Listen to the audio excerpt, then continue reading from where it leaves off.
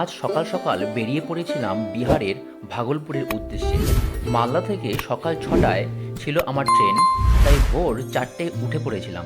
National highway ছিল প্রায় ফাঁকা।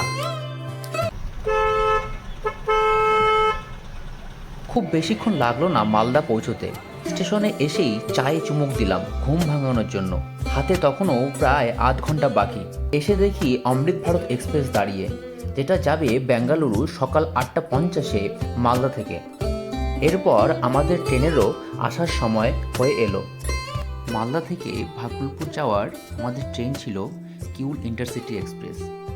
এই ট্রেনের টাইম হচ্ছে মালদায় 6টার সময় ছাড়বে আর ভাগলপুরে পৌঁছাবে প্রায় 9:30। ট্রেনে উঠে জানলার সিটে বসে সকালের প্রকৃতি দেখতে দেখতে প্রায় 9:30টায় আমরা পৌঁছে গেলাম ভাগলপুর।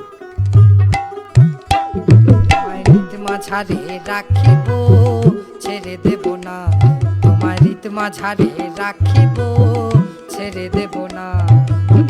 ছেড়ে দিলে সোনার গৌর আর তো পাবে না, না, না।